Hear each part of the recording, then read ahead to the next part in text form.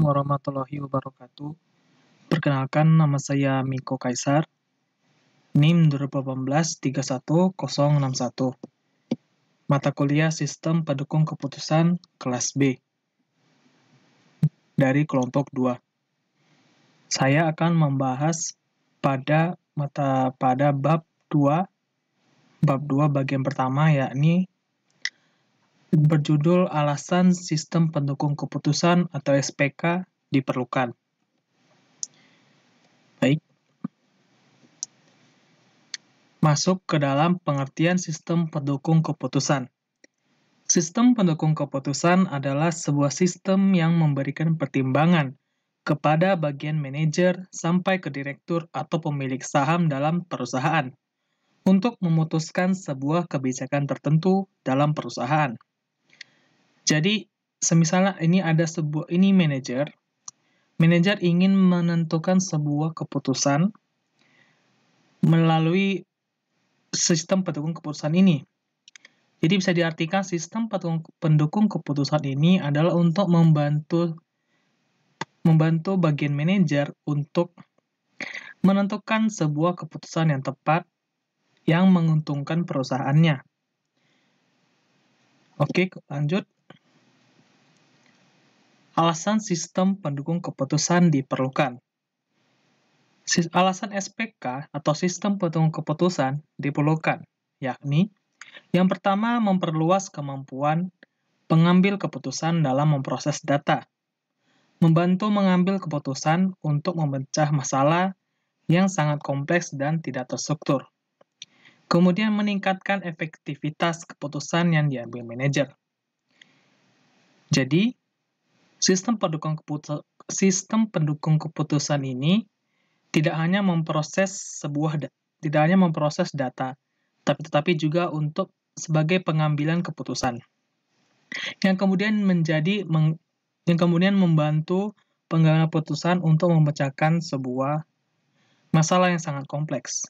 Dan berbagai macam keputusan itu akan diberikan ke manajer, dan manajerlah yang menentukan keputusan apa yang akan diambil. Kemudian lanjut, membantu manajer dalam pengambilan keputusan, memberikan dukungan atas pertimbangan manajer, dan tidak menggantikan fungsi manajer. Kemudian terakhir adalah berdaya saing dengan manajer dan pemberdayaan sumber daya perusahaan. Sistem pendukung keputusan ini adalah untuk membantu manajer dalam pengambilan keputusan dan juga memberikan dukungan pertimbangan kepada manajer, bukan berarti menggantikan fungsi manajer tersebut. Bisa dikatakan sebuah teknisi sistem pendukung keputusan ini memberikan sebuah alternatif lain untuk membantu manajer mempertimbangkan keputusan yang akan diambil yang akan dipakai untuk berdaya saing dengan perusahaan lain. Sehingga dengan berbagai dukungan pertimbangan manajer dari sistem pendukung keputusan tadi, sehingga bisa bersaing dengan sumber daya perusahaan lain dan ingin memperoleh keuntungan sebuah perusahaan tersebut. Kelemahan sistem pendukung itu ternyata tetap ada. Sistem pendukung keputusan memiliki beberapa kekurangan, yakni yang pertama adalah kecepatan proses tergantung pada software dan hardware yang digunakan. Yang kedua, hal-hal yang bersifat kemampuan manajemen dan bakat manusia tidak dapat dimodelkan dalam sebuah sistem. Yang ketiga, tidak memiliki kemampuan intuisi berpikir seperti manusia. Yang artinya sistem pendukung keputusan ini adalah masih dengan bisa dibilang cara tradisional. Yang sekarang ini sudah ada yang bernama machine learning atau bisa disebut dengan AI. Nah, di dalam sistem pendukung keputusan ini harus didukung dengan hardware yang mumpuni. Dikarenakan sistem pendukung keputusan ini harus memakai software yang mendukung spesifikasi dari hardware-nya, sehingga bisa kompatibel dijalankan dan dipakai. Kemudian, sistem pendukung keputusan ini tidak bisa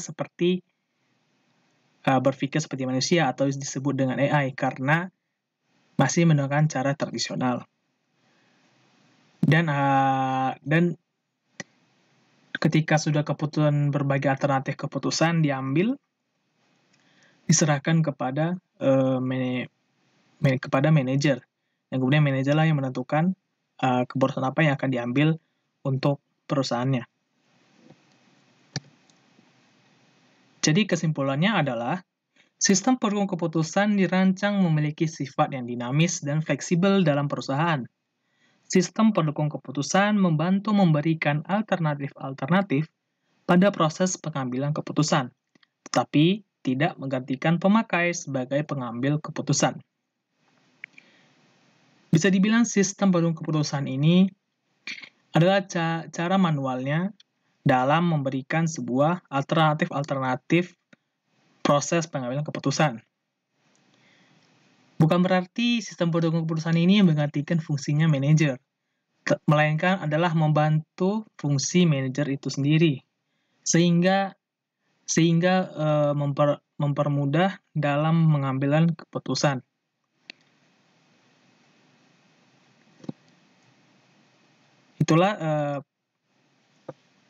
Itulah sekian dari penjelasan dari saya. Kurang lebih mohon maaf. Terima kasih. Wassalamualaikum warahmatullahi wabarakatuh.